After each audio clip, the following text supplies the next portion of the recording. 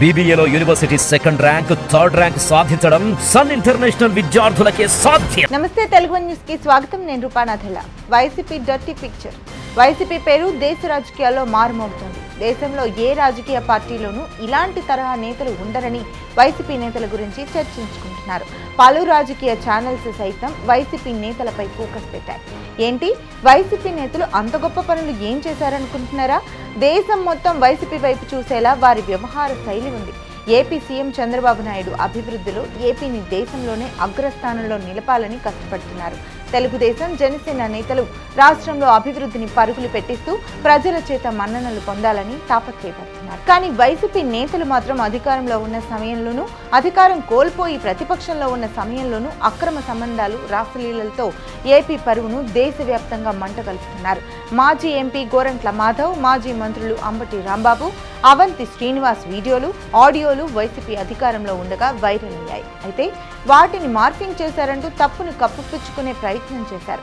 అప్పట్లో వైసీపీ అధికారంలో ఉండటంతో వారు చెప్పిందే వేదంగా నడిచిపోయింది. కానీ ప్రజలు మాత్రం వైసీపీ నేతలు చెప్పేవన్నీ అబద్ధాలని గ్రహించారు.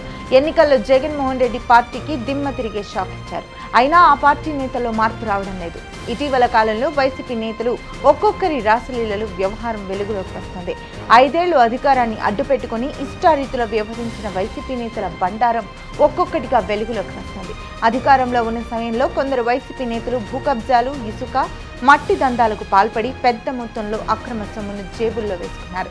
మరికొందరు భూ కబ్జాలకు పాల్పడ్డారు. ఇంకొందరు మహిళలను భయపెట్టి రాసలీలల వ్యవహారాలను నడిపించారు. ఇటీవల కాలంలో వైసీపీ రాజ్యసభ సభ్యుడు విజయసాయిరెడ్డి రాసలీలల వ్యవహారం దేశవ్యాప్తంగా చర్చనీయాంశంగా మారింది.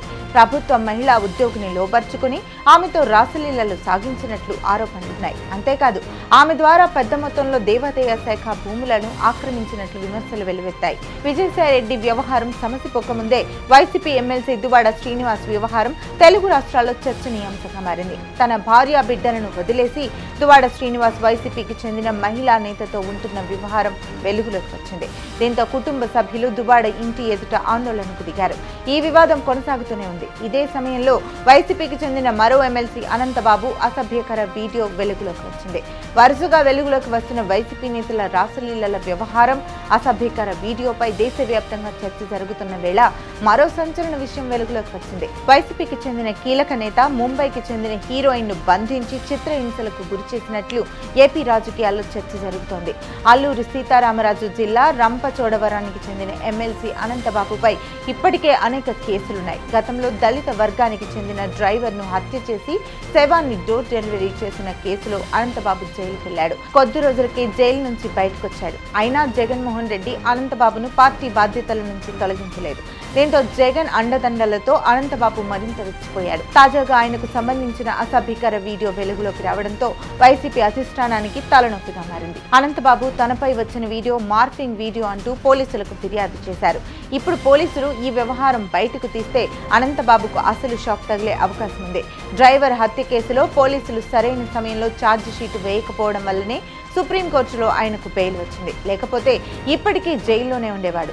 ఇప్పుడు ప్రభుత్వం అనంతబాబు వ్యవహారాలన్నింటినీ బయటకు తెచ్చేందుకు ఆయన చేసిన ఫిర్యాదుని ఆధారంగా చేసుకుని పోలీసులతో దర్యాప్తు చేయించే అవకాశం ఉంది.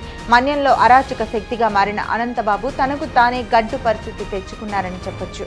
అయితే ఈ వ్యవహారంపై వైసీపీ అధిష్టానం స్పందించలేదు. వైసీపీ నేతలు హద్దులు దాటి ప్రవర్తించడానికి పార్టీ అధినేత వైఎస్ జగన్మోహన్ రెడ్డి కూడా ఓ కారణమన్న అభిప్రాయం వైసీపీ శ్రేణుల నుంచే వ్యక్తమవుతోంది.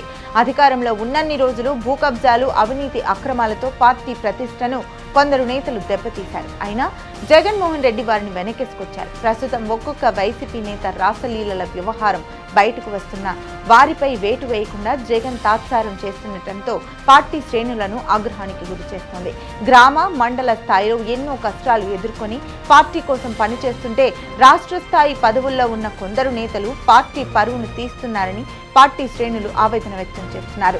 జగన్ ఇప్పటికైనా మేల్కొని రాజ్యసభ సభ్యుడు విజయసాయిరెడ్డి, ఎమ్మెల్సీలు దువ్వాడ శ్రీనివాస్, అనంతబాబులపై వేటు వేయాలని, తద్వారా పార్టీపై ప్రజల్లో ఏర్పడుతున్న చెడు అభిప్రాయాన్ని తొలగించేందుకు జగన్ చర్యలు తీసుకోవాలని పార్టీ నేతలు, కార్యకర్తలు డిమాండ్ చేస్తున్నారు.